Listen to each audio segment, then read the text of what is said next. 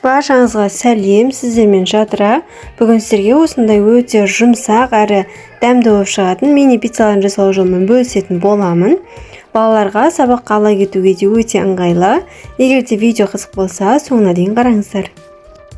Пиццаның қамырын илеу үшін біз алдымен ыдысымызға осындай кружкамен 1,5 кружка жылы су құямыз. Үстіне жарты ас қасық тұз, 1 ас қасық қант, 1 ас қасық аштық саламыз. Және оның үстіне сұйық майымызды құямыз. Одан кейін керегінше ұн салып, жұмсақ етіп қамыр илейміз. Және де осы дайын болған қамырымызды 40 минутқа көтерілуге ыдысымыздың бетін жауып қойып қоямыз. Құрметті достар, егер менің каналыма тіркелмеген болсаңыз, тіркеле кетіңіз және де жаңа шыққан видеолардан қалыс қалмау үшін қоңыраушаны басыңыз. Қамырымыз көтерілгеннен кейін қалауымызша бірнеше бөліктерге бөліп аламыз.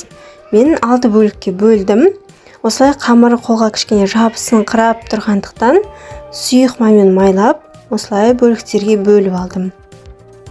Осы кезде пицца пісіретін пештеріңізді қыздырып қоя беруге кеңес беремін, себебі пицца жоғары градуста пісуі қажет. Менде 6 бөлік шықты. Әр бөлікті осылай ұн сеуіп отырып оқтаудың көмегімен жайып шықтым. Одан кейін сұйық маймен майланған противенге салып қоятын боламын.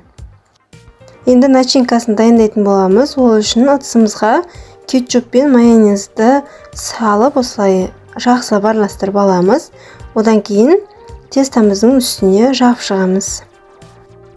Бұл қоспа бізде қамырымызды сочный ету үшін қажет. Енді мен осының үстіне кубиктап тоқылған помидорды қосамын. Одан кейін колбаса қосамын. Егер сіздерге колбаса ұнамайтын болса, яғни шұжық ұнамайтын болса, онда орнына фаршты немесе пісіп дайын тұрған етті қоссаңыздар да болады. Немесе жай ғана помидормен үстіне сырды қосып жасасаңыздар да болады. Енді пиццамызды алдын ала қызып тұрған пеште 5 минут пісіріп аламыз. Жасау жолы көргендеріңізде өте оңай, әрі дәмді, жұмсақ болып шығады. Сіздерге де жасауға кеңес беремін. Егер менің видеом ұнаған болса, лайк басып пікір қалдыруды ұмытпаңыздар.